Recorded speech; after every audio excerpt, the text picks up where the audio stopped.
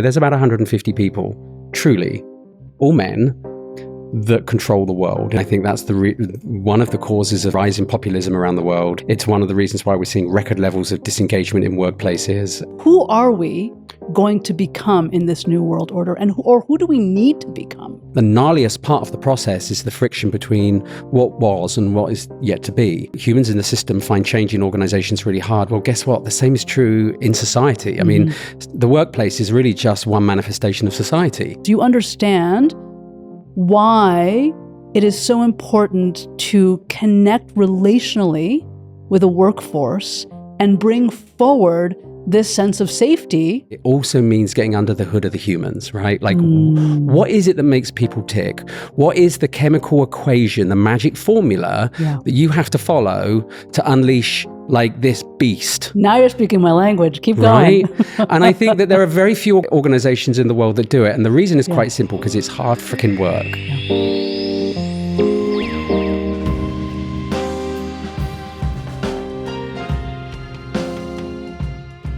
I'm Stuart Crabb, and to me, belonging means that I matter, that I see you, I hear you, that what you have to say and what you have to contribute is important.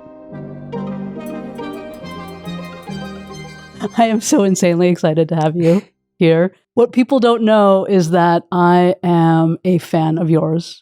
I have, standboyed you from the beginning of meeting you since Facebook days. We met back in 2011.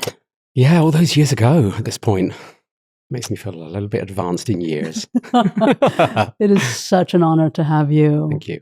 I talk about you all the time. I brought you up just last week. You come up in conversation in all my presentations.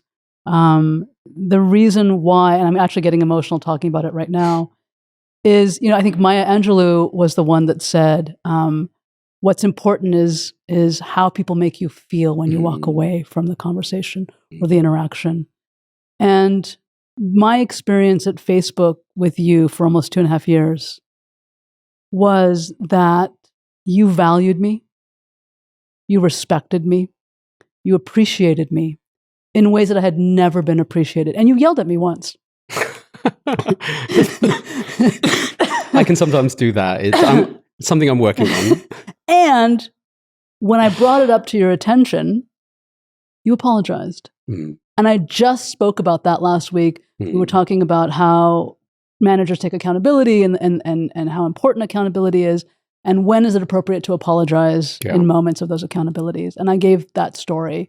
The Vancouver office, and then we had to shutter the Vancouver office, and then we had to bring everything back to MPK. You kept giving me, you told me that I was your special projects person. Well, actually, and the interesting thing is, like, we were putting up the scaffolding on this huge organization, right? And so there were so many things that were important that we needed to do that I didn't trust other people with the organization to get it done with the same efficiency. I mean, the very first project you came in, which was to help Facebook as a United States corporation be AB 1825 compliant, right? Which to viewers, you probably wonder what the hell AB 1825 is. It was the Arnold Schwarzenegger, it was Governor Schwarzenegger's contribution to, labor law in the state of California, was making sure that managers got trained to spot and prevent sexual harassment every 2 years, which is kind of, comical given his own past and what brought this law into being. But it was a very good law.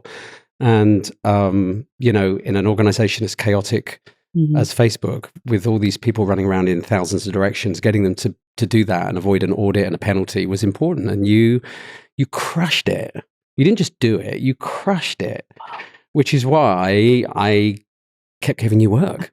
I can't believe you remember that. Yes. And it was one of those projects that everybody recognized was important. Everybody also had other important stuff. And it's like, we just can't do it, Stu. Yeah. And what's going to happen is all this is going to be a mess. People are going to get missed off. And then suddenly, at some point, there's going to be a very serious ER issue. And we're going to get found out that we didn't train everybody. And Cheryl was always very clear. This is an important part. Respect is an important part of our culture. Right. So managers have to do this training. Right. And you were the the pointy end of that spear. That's amazing. We were 93% compliant at one moment. Yeah, it's amazing. Like for an organization of our chaotic size, like we had thousands of people in like multiple locations, just everybody with what I call CPD, continuous partial sort of attention, CPA rather. You know, they're always scanning the periphery, you know, making sure that they know what's coming down the pike, but going deep and narrow around a few things is hard in those kinds of environments. So telling people they got to go to harassment prevention training is kind of weird, but important. That's awesome. You were at Facebook for how long? 7.5 years. Yeah. So I joined the company when it was a handful of hundreds of people. And I left when it was 17,000. So it was a wonderful ride. It was probably, you know, as an HR professional and somebody that particularly focuses on organizational effectiveness and culture, you know, I got to have the ride of my life. And it propelled me into a successful consulting career, you know, so I've been very grateful for that. You were head of L&D, learning and development. Yeah, I founded the function. I was the first. I was brought in. So at the time, I was working for speaker and author Marcus Buckingham. I was previously the global head of learning at Yahoo, and when I left Yahoo, I went to work for Marcus to start to build his consulting practice, because he'd really just recently left Gallup and he was still doing a lot of speaking. He was writing several new books. And so for about 1.5 years, you know, I worked closely with their head of design, a wonderful woman, Charlotte, and we traveled the world and taught lots of interesting classes. Wow. Yeah, it ended up being a really wonderful experience. That's so cool. Well, and it was because of the work I'd done that I got referred into Facebook, because Laurie Gola, the head of people, is a strengths evangelist, and she had just read Marcus's book, I think the year before, and was like, oh, we have to do this work at Facebook. And so that was my journey was knowing enough about this stuff to help the company know what were the first steps to take, you know.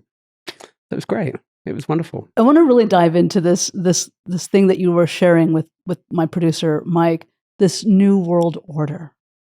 Oh, and to really explore this idea, this concept, this thought that you have, and to talk about, you say the world in 10 years will look drastically different. What skills do we need to be able to succeed in this world? And I 100% agree. Yeah, we're headed somewhere.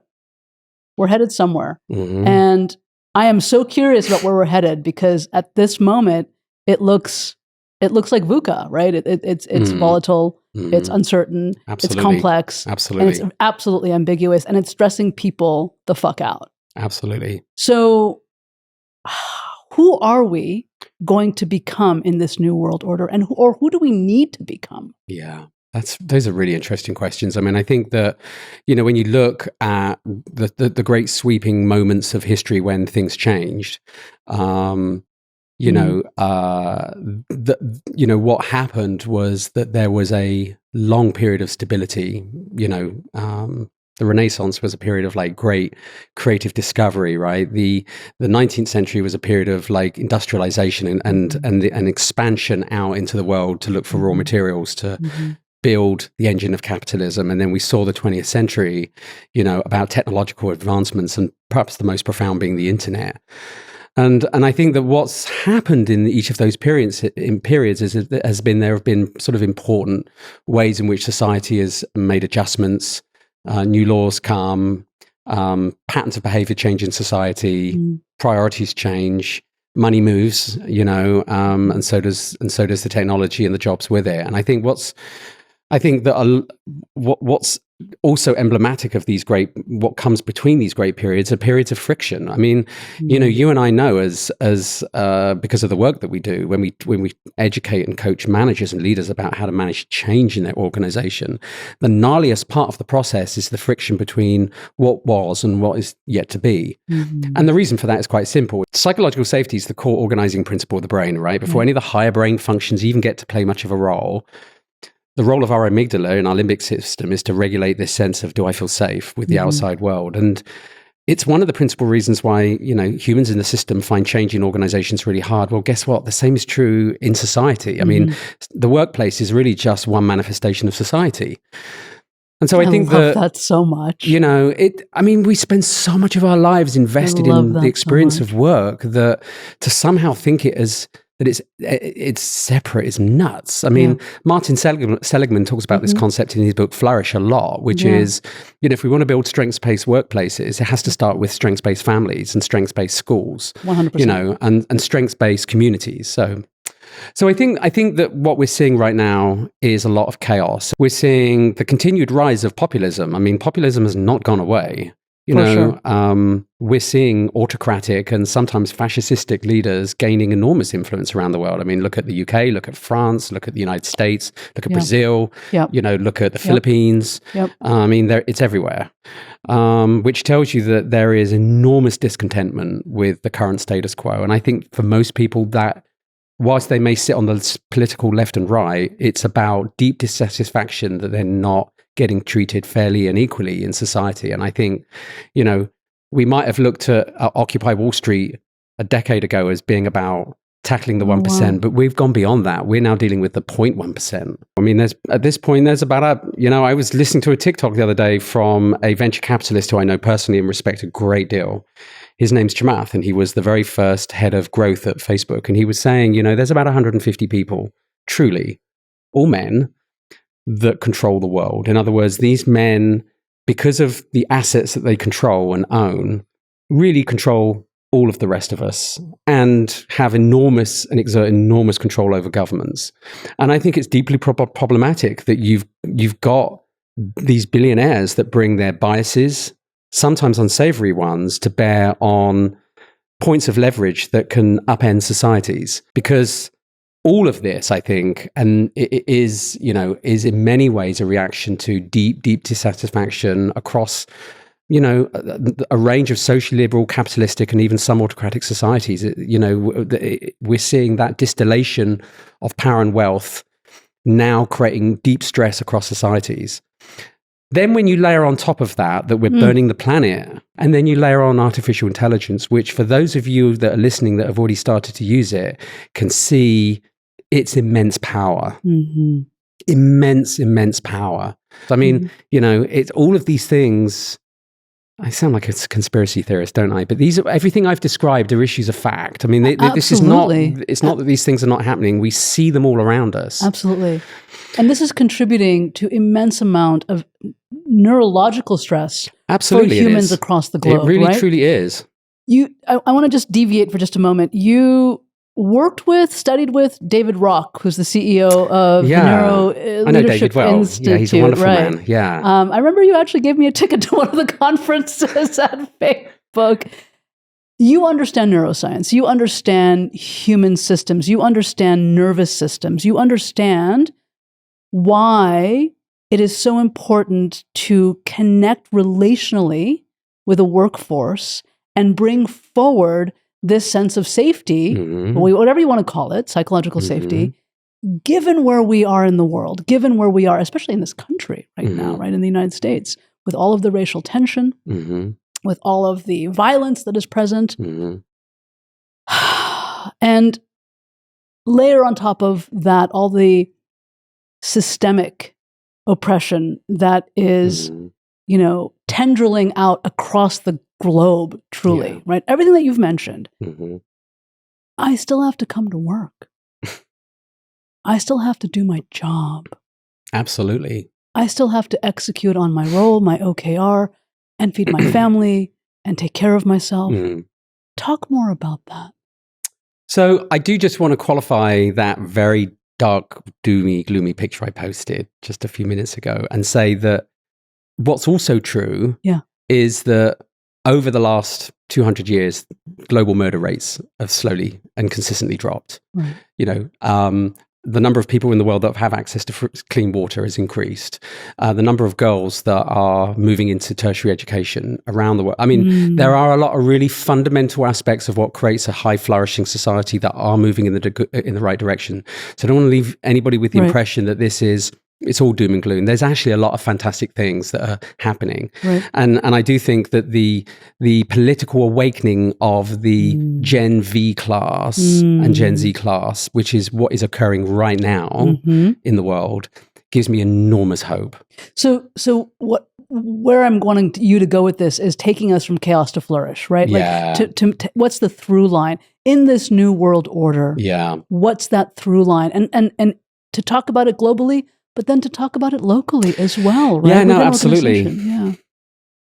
Well, I mean, it's a little bit of a cliche, that old term, we're human beings, not human doings, right? I do think that the capitalist or even the autocratic systems of the world see humans as numbers, as components, as pieces. And yet the reality is we are emotional creatures. We see the world through an emotional filter. And if you think about psychological safety, right? Psychological safety, we tend to think of it in the negative, which is, if I don't feel psychologically safe, this, and this. But what happens when you do feel psychologically safe? What you have is connection. Right. So in other words, safety is intrinsic to connection, and connection is one of the most important needs for human survival. I mean, during the Second World War, they discovered that those babies that were orphaned because their parents died under the rubble, those babies that were cuddled every day for like 30 seconds had better mortality rates than those that didn't. And I think the same things have been found in China. I mean, it's remarkable. It tells you that we need and crave connection. And so there is no difference between the workplace and so-called real life. There is none, because we bring our whole selves to work every day. And organizations that want to ensure, let me put it in performance terms, right? Please. If success, impact in an organization is a consequence of your ability and success at making sure that every single human that you're paying on payroll is pointed at the target where they can have the biggest impact, and you build systems and processes that clear the pathway in front of them so they can hit it. That means not only building systems and processes that streamline the system and make it efficient, but it also means getting under the hood of the humans, right? Like, what is it that makes people tick? What is the chemical equation, the magic formula that you have to follow to unleash like this beast? Now you're speaking my language. Keep going. Right? And I think that there are very few organizations in the world that do it. And the reason is quite simple, because it's hard freaking work. Yeah. It's hard work. And a lot of founders and leaders don't believe fully in its potential, or maybe they've never been in an organization where they've seen that, a humanistic approach to employing people can be incredibly powerful. Sadly, there are very few companies in the world that do it, because, it's tough scientific work to kind of design an organization that can create those outcomes. You talk about defining engagement as, and I love this so much, I choose to go the extra mile for you. An occupational way to talk about kindness, and kindness that is reciprocated. The neurons in our brain mirror that psychological safety, or that psychological contract. When people join an organization, they enter into a legal contract, but there's also the emotional, psychological contract. Talk about that. I've never heard anyone talk about that. It's so important. It's so critical.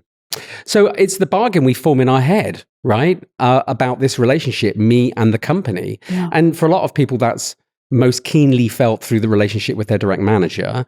But it's a relationship nevertheless, and it's an entirely emotional and psychological one. It's unspoken. So you don't know what it is, as the manager. Right. But you've got one too as well. So first of all, you don't know what it is unless you make the effort to find out what it might be. And the best managers take the time to discover what that might be, because you'll learn so much about this relationship and how to manage that person in a way they really want to be managed. Right. It also helps you understand expectations. The problem, of course, is that a lot of organizations screw it up or don't do it very well. They don't do these things that create a setting where somebody in their head thinks this is great. I mean, another way of putting it is, if the amygdala is always scanning the environment every 20th of a second and saying, am I safe? Am I safe? Am I safe? In the context of work and this important relationship, that gets articulated as, every day, are we even? Are we even? Are we even? Yeah. Are we even? We ask ourselves that every day at some deep unconscious level, and sometimes it bubbles up to the surface when things go south and we feel that we've been treated unfairly, because guess what? When you look at David Rock's work, something that deeply triggers somebody and makes them feel very unsafe causes them to, in shock, pull back. And if you keep screwing up as a manager, I'll pull back a bit more. And I'll pull back a bit more until one day I got up and I'm like, I've resigned in my head. I'm done. But guess what? I'm still going to show up to work because I got to get another job. And I might be here for another year. Hell, I might be here for another 10 years. Resigned, but just coming in. And Gallup's research has found that, guess what? You need about 5 highly engaged people to counteract the drag of one person that feels like that. Oh, wow. So when we talk about like building high performance workplaces that are based on caring, sometimes you have to demonstrate tough love in order to show care to a high performing team.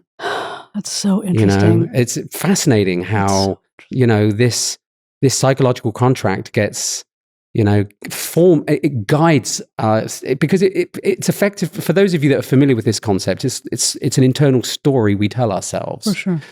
And we know that stories create feelings, and it's feelings that drive actions and responses. One of the things that I loved about your communication with me, Facebook was an incredibly highly chaotic, highly stressful environment. Being there for me, I loved it and also couldn't stand it simultaneously because it was just challenging constantly. Yeah. Especially back then. Mm. You were third down for Mark, so you were still a little bit busy every day. And the thing that you did in every single communication, and I talk about this still today because it was mind-blowing that you would do this. You're like, what is it that I did? In every email, you would have one sentence to like reply to my question or get something done, and you would have an emoji at the end. Always. It would be some emoji, not the same thing. It would be a different one regularly. But what it did for my anxious attachment, not knowing if I was doing it okay, doing it right? The standards at Facebook were really high when I was there. They were, and I think they still are. Right? Yeah. I felt so safe with you because of that communication style, that one little emoji that changed everything for me. And when you didn't have the emojis, told yourself a story. Then I told myself a story. Yeah. You talk about the mercy of the fallout from our triggers, how stressed I was in getting shit done for you, right? It was unbelievable. And then you talk about work is such a huge part of our lives, and yet we still get uncomfortable with the idea of kindness and love. Ooh, that's a big one. Yeah. I mean, when we use the L word in a workplace setting, this is not the series on whatever show that was back in the day. Well, it's easy to think about romantic love, right? But the concept of agape is centuries old, right? Absolutely, and it's about reflects love, kindness, respect, connection, peace, and you spend so much of your lives with these people. I mean, I'm willing to bet if I asked any of your listeners or any of the viewers to close their eyes for just 10 seconds and think about the best, most influential person in their lives, they would, empathize those feelings as part of the process. Okay. Yeah. And it would almost certainly show up in behavioral kind of changes to their face and their body posture. I mean, this stuff matters. I'm a really deep believer in Martin Seligman's concept that so great. Human success is built on the notion of flourishing. And he makes a very powerful case in his book, Flourish, that the next he implies an important next step in the evolution of the human race is the acquisition of wisdom, right? And as such a powerful part of wisdom is what it implies, which is human flourishing. What are you going to do with all this wisdom? You're going to make your life better. So he makes the case that we need, if we want to create flourishing societies, we have to break it down. We have to look at workplaces. We have to look at families. We have to look at churches and synagogues and temples. We have to look at community centers. We have to look at, governmental and non-governmental organizations and start to ask ourselves, how do we design these things in a way that creates the kind of outcomes that will lead to human flourishing, which is, all of the things your viewers could imagine, like a flourishing society where incarceration rates are low, murder rates are low, like education rates are high, life expectancy is high, infant mortality is great. Like all of these things that tell us that a society works really well need to be actively designed. And frankly, a lot of what we have today we've inherited from the industrial age. Yeah. Think about public health. I mean, we inherited a lot of that from the Victorians, and in turn, a lot of that came from the ancients. I mean, AI is going to force a massive, massive change in how people work and how much they work. And so, maybe the great opportunity that sits in front of us in 10 to 30 years out is, how do we actually build these societies that we've always wanted? Because now we have the time and the sophistication to do it. I hope that we grasp that nettle. Martin Seligman also talks a lot about learned helplessness. Yes, absolutely. And he has a book called The Hope Circuit. Where does the structure of hope fit into the paradigm of flourish? So one of the things he talks about in his book is that the psychological profession and our understanding of mainstream psychology, including occupational psychology as well as clinical psychology, finds its roots in the work of the first part of the 20th century, when hundreds of thousands of men, actually over time, millions of men, when you look at like the Great War, the Boer War, World War II, Vietnam, 2 desert wars, is an epidemic of what used to be called shell shock, but we now know is post-traumatic, it's like these terrible brain injuries, PTSD. And what's really interesting is like the biggest concern for the application of psychological principles to all of the 20th century was like, let's make huge sections of society that are massively injured, traumatically, emotionally, and psychologically. Let's make them well so they're at least they're able to function in society. And so I think that gave rise to what Martin Seligman calls a deficit mindset. The way of seeing the world is through a lens that assumes that flourishing occurs by fixing and addressing and mitigating deficiencies and weaknesses. And so there is and he famously said when he became the American president of the American Psychological Society in I think it was about 1999, he said, like, we've published like in the last couple of years, like thousands of articles on stress, disease, different kinds of pathology. And he said less than 500 on joy, right? And it was like a lightning bolt that went through the psychological world, because there was this dawning realization that we only understood half the canvas.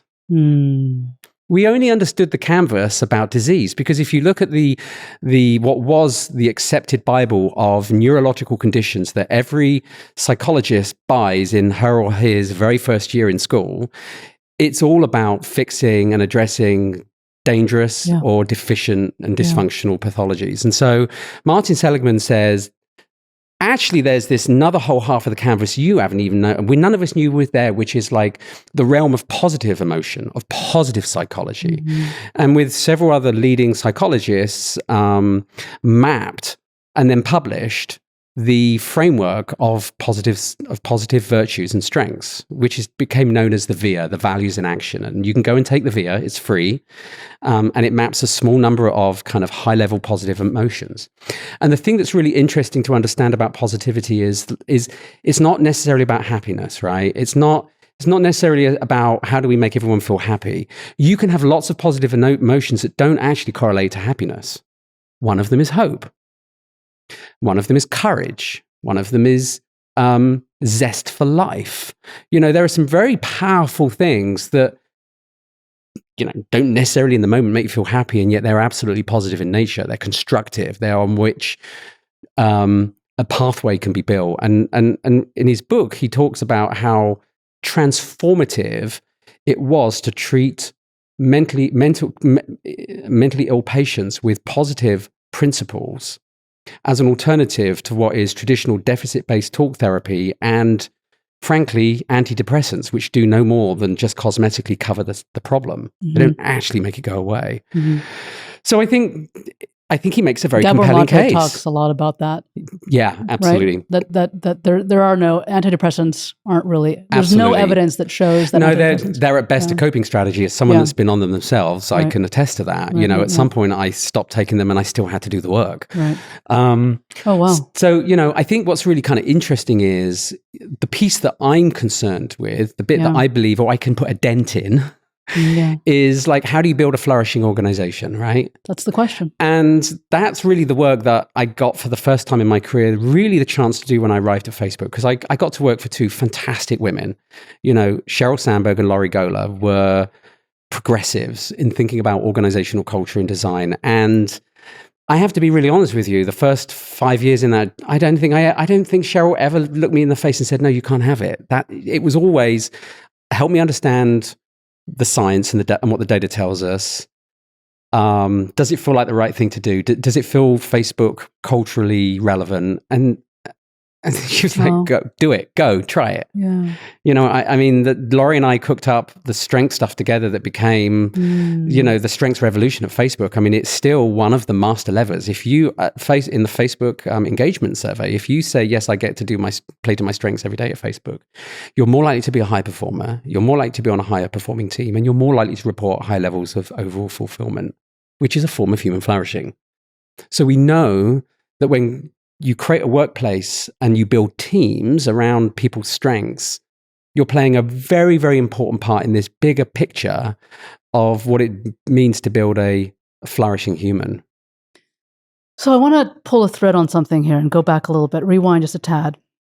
You talked about we're at the mercy of the fallout of our own triggers, which brings us to learned helplessness. Learned helplessness is about a lack of self-worth, a lack of energy. It's a coping strategy, right? It's a coping strategy given whatever limiting belief system in your family of origin or your primary caregivers, whatever you experienced growing up, has impacted and conditioned epigenetically, neurobiologically, whatever. You bring that into the workplace. Absolutely, you do. Right? Yeah. We have to contend with a percentage of the workplace that is exhibiting learned helplessness. We can see that in Gallup with 68% of the workforce disengaged. We can see that in McKinsey. 67.7% of the workplace is experiencing toxic, behavior globally.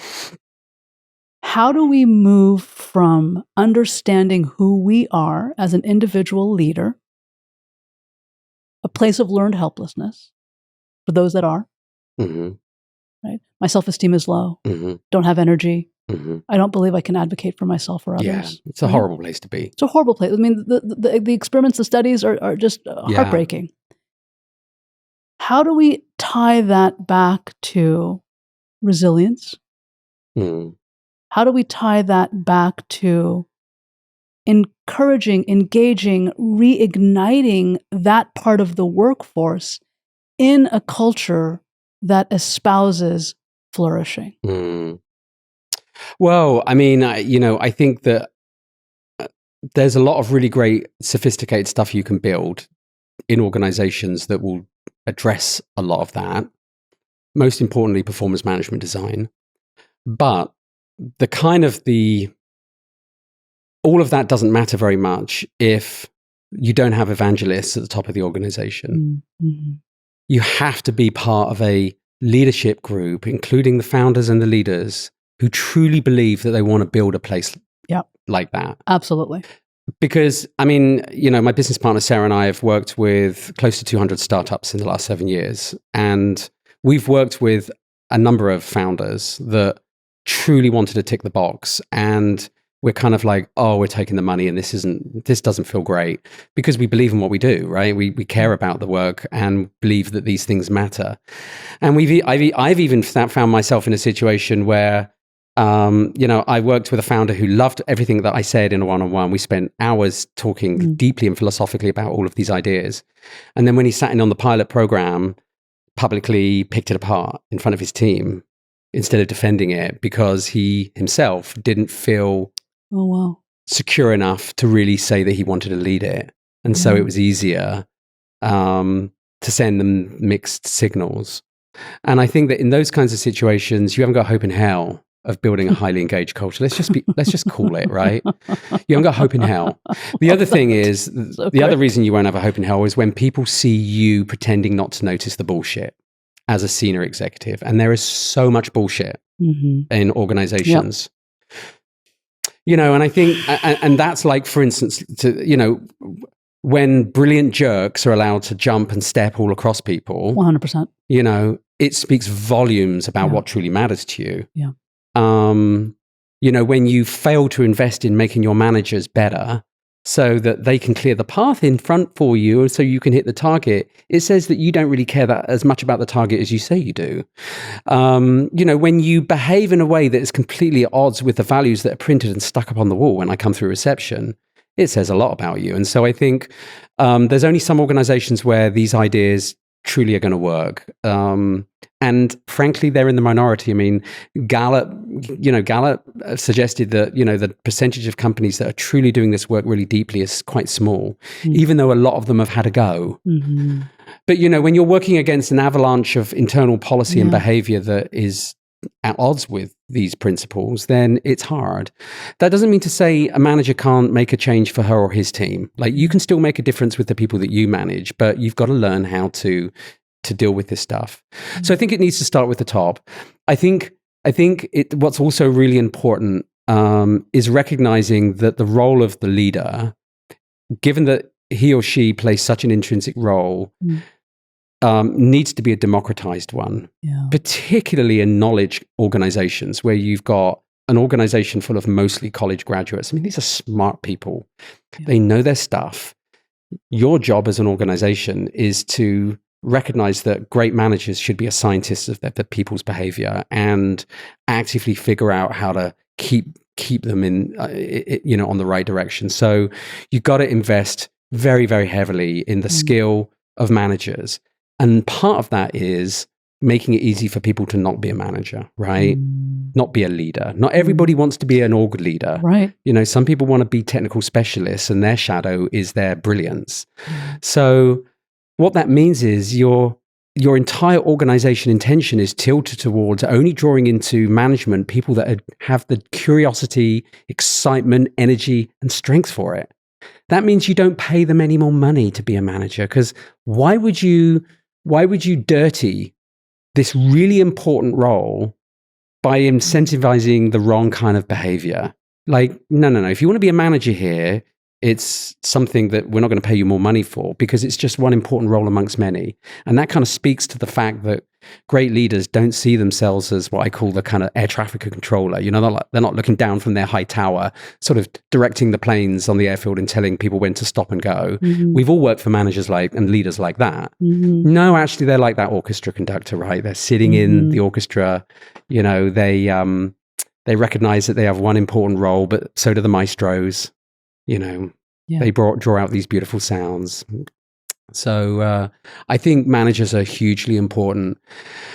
And I think that organizations have to be really intentional about their psychological contract, about what the compact is. Like, truly, how are we going to treat you? What's on offer? I love this so much. What is this relationship going to look like? And I think you've got to be very intentional about that as an organization so that you can stay true to that path, whatever it may be. Yeah. Because it's going to vary from company to company. I remember at Facebook, you being incredibly passionate about people managers and speaking about that constantly. Tell us the story about you sitting in the new hire orientation at Facebook.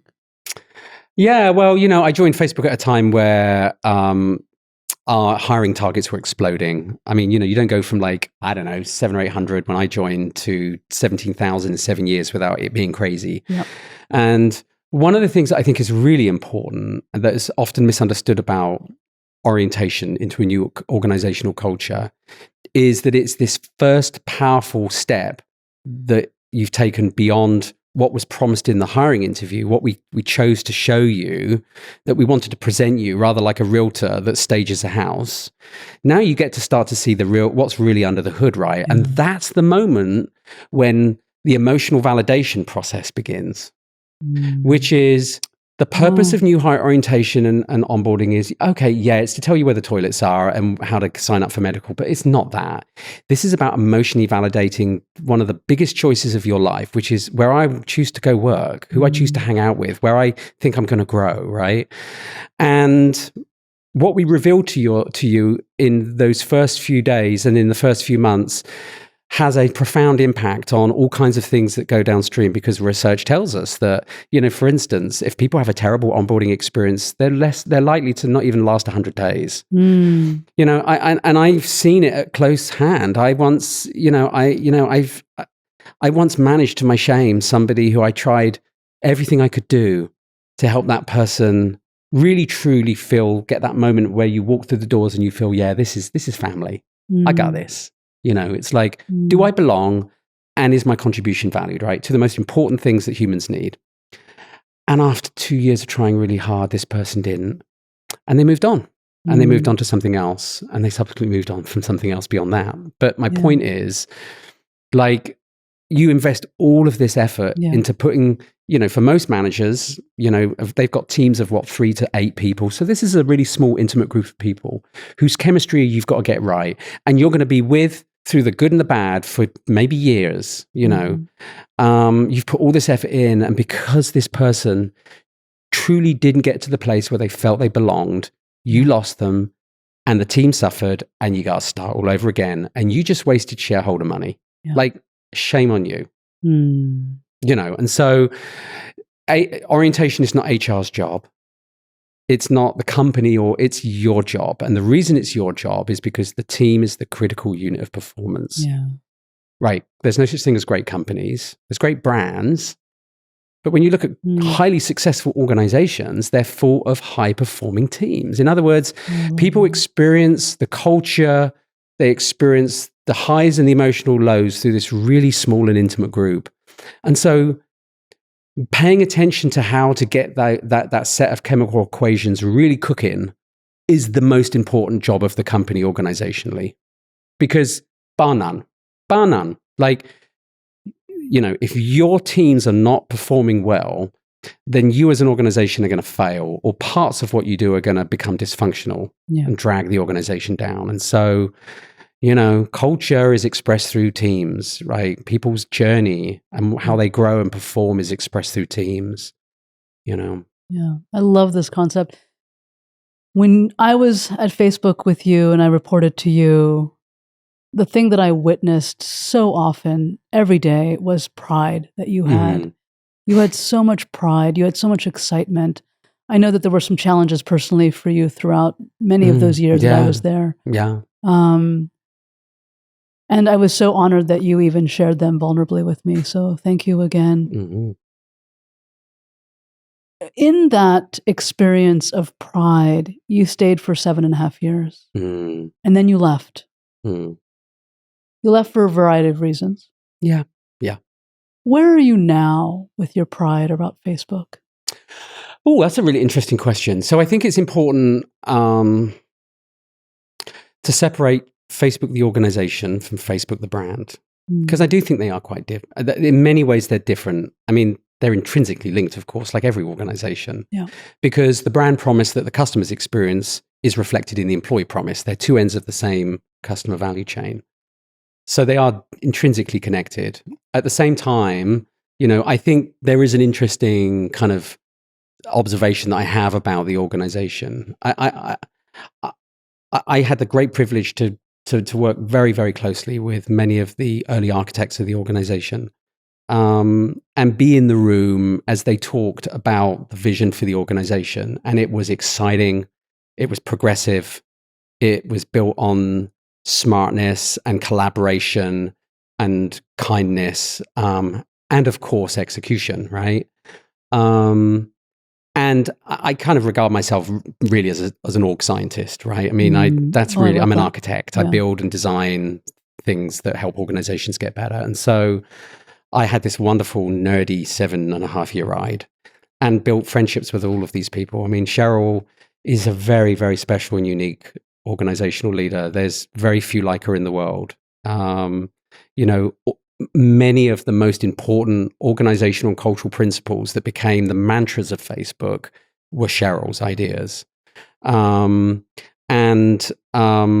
She thought deeply in a very sophisticated way about behavior and design and what leaders should be doing. And she rolled up her sleeves. I mean, I taught classes with Cheryl several times. She came to new hire orientation. She came and did manager sessions. I mean, I couldn't have asked for much more.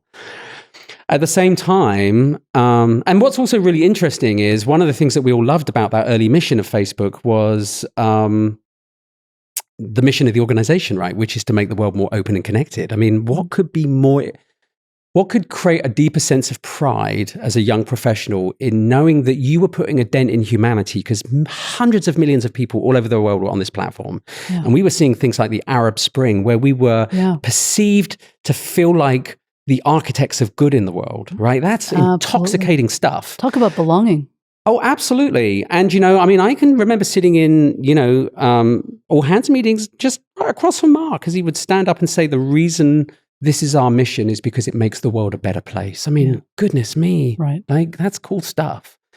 That's definitely intoxicating. And then when we went to go public, right, as an organization, Mark was very, very clear in his S1 filing, which is, why we're doing this. Like, he said very, very clearly, we build products and services to make the world better, not the other way around. This is, in other words, we make money in order to build great experiences to make the world a better place. We're not here, in other words, we're driven by this enduring dream of making the world more open and connected. It's not about money. Mm-hmm. Where we make money, it's about making better services. And I think that leads me personally to how I see Facebook, the organization, Facebook, the brand, and the way it operates in the world. And it looks and feels a long way from those early vision. And I know I'm not the only one that feels this way. A lot of the early alumni feel a deep sense of sadness as some of the things that have gone on have kind of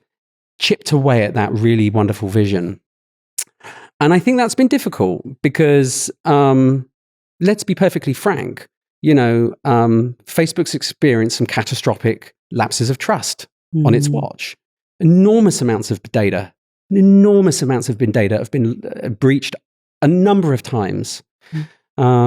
We've seen some problematic implications of what happens when all of this data is used for misinformation in elections. And I don't only actually mean in the United States. I mean, I think we often forget there are billions of people around the world on Facebook. Mm-hmm. And in many, many third world countries, it's the only way people truly connect and build community and communicate. And so I think that for me personally, and I can only think about I can only speak to my own experience, I see great disappointment in what feels like an erosion of the trust that was such an important part of the employee promise. And let's face it, as translated into the user promise, because I don't know that Facebook is trusted in the way that it was a decade ago. And that makes me sad, because that can only have been a consequence of decisions the company has made in that intervening period. Now, decisions I'm not a part of, and probably some of those decisions incredibly difficult ones with some very, very difficult edge cases, I'm sure. But when you step back and you see the bigger picture, I feel very, very sad. Now, is Facebook still a fascinating place to work? And does it do a lot of really good and interesting work to engage its people? Oh, yeah. Yeah. But, this tension is there. And I think, the recent round of layoffs have probably had some profound effect on employees' sense of their own psychological contract at Meta now. So having said all of that, I've worked in tech this is my 33rd year. Wow. And, I've lived through the rise and fall of several empires. In 33 years in tech. You can't not. Like, I've seen the rise and fall of companies like Digital Equipment, Compaq, right? Yahoo, Facebook. We're about to see algorithmic search get humbled in a whole new way because of AI. This is the recurring journey of the valley, this kind of never-ending cycle of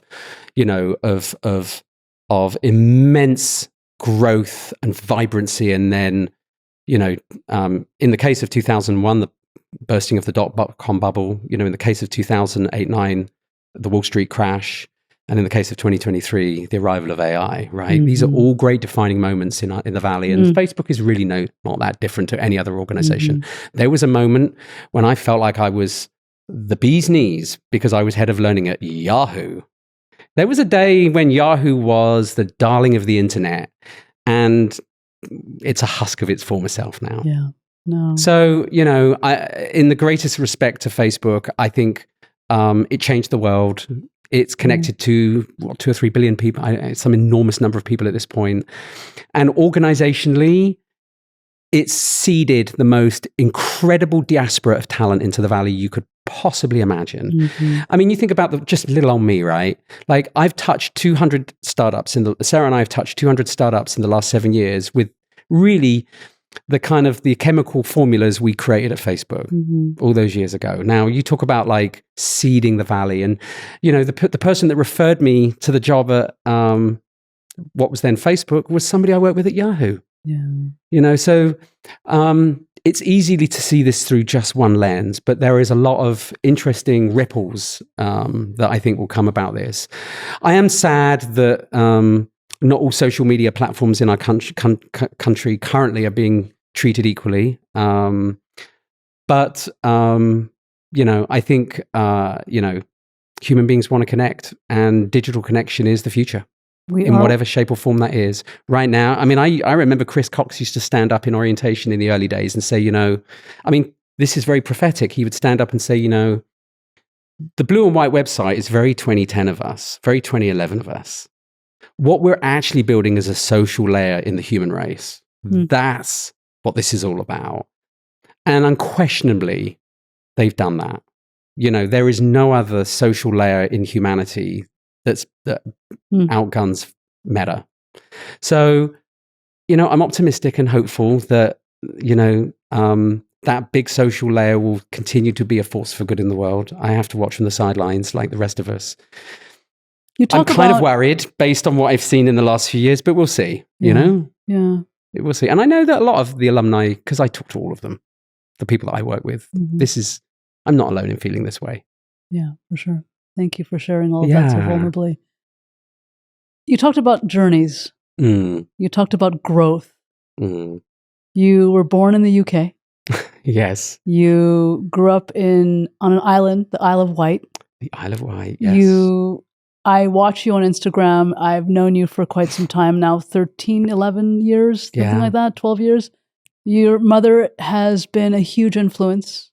She has. In your life. You love her incredibly. I remember the video that you have when you surprised her. I think it was on Instagram, and I loved watching that so much. It's a very heartfelt moment. Yeah, we've been apart for over 2.5 years because of the pandemic. Right. And then I had a very difficult year that followed that in my personal life, which I'm happy to talk a little bit more about, but it meant that I didn't see her. Right. And, you know, it doesn't matter. Like, I'm 57 this year, but I still want a hug from my mum. You know, like, I mean, that don't change. Tony Hsieh has at Zappos, he says, there's a quote of him, what's the ROI of hugging your mom?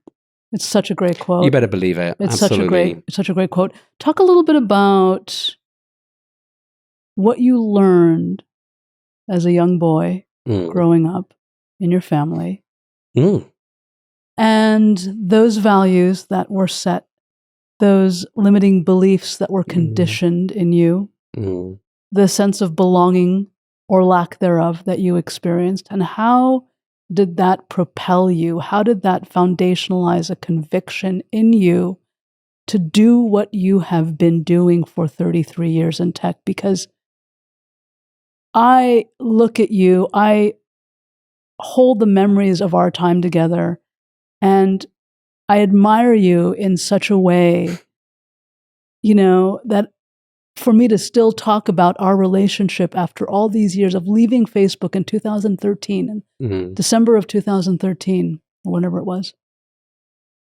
10 years later, that you still come up in every single presentation that's appropriate.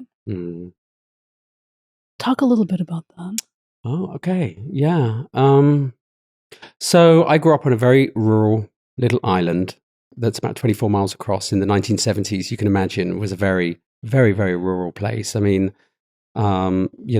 high levels of poverty on the island, low education rates. There's a couple of big prisons, 3 huge prisons on the island, and many of the prisoners settle on the island. I mean, there's all kinds of social problems. I mean, but it's also full of all these beautiful thatched cottages and beautiful beaches. I mean, it was a very interesting, we talk about the dysfunction of the countryside communities, and I think that's true everywhere in the world.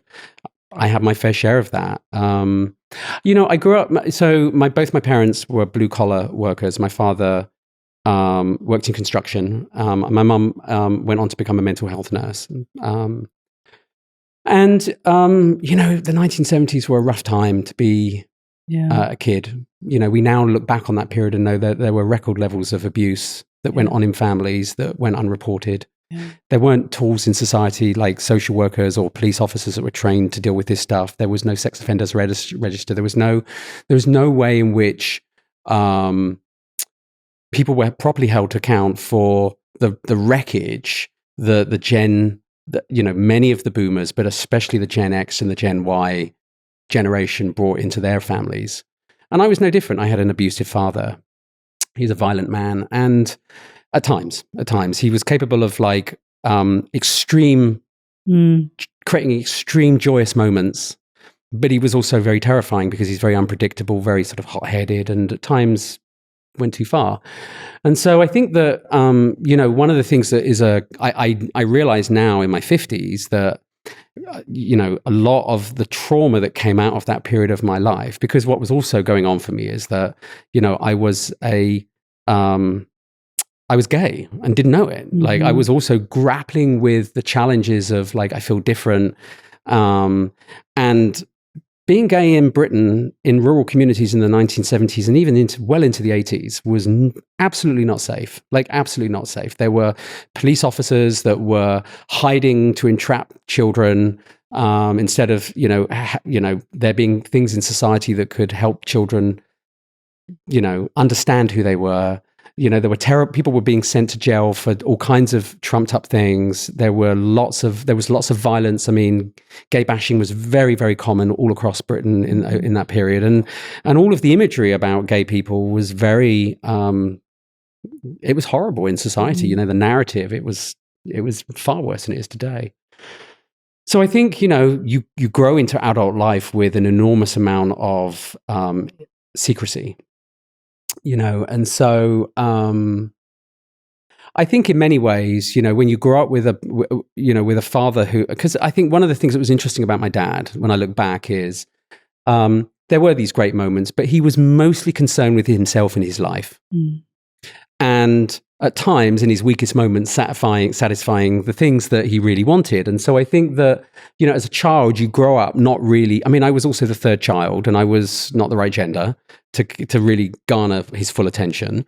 And so I think in many ways, you feel somewhat disconnected from one of the most important relationships you should have in your life, particularly as a boy with how do I role model being a man in the world? Yeah. And I didn't have a very good one. Like a lot of men, and women, they grow up with terrible role models for parents.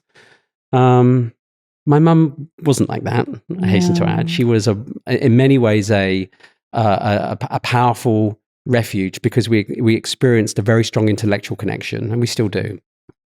And so we love to talk about stuff and spend time talking with each other about intellectual subjects. That's a powerful way in which we connect. But so I think as a young man, and as I think about the trajectory of my life, I've always been, human beings need 2 really important things to feel like they're truly flourishing. They want to stand out. They want to be seen and noticed and recognized and celebrated and cherished. But they also want to belong, right? They want to fit in. They want to feel included. They want to feel part of something. And so when you grow up not getting that, you respond. I don't know quite what the right way of articulating it. It's like, let me prove him wrong. That kind of maybe it was that kind of thought pattern. I think also, I wasn't the only one in my family that was suffering. And I think that also developed a strong rescue response in me, which taken together with this desire to prove to the man that I wanted his attention the most, that it propelled me in many, many ways. I also wanted to get off that little rinky-dinky island. Like, I knew that I couldn't be me, and I couldn't, and I was ambitious and wanted to be successful. So I kind of felt myself pulled away, and I've never returned. I mean, I left at 18, and I've gone back to visit, but I've never gone back.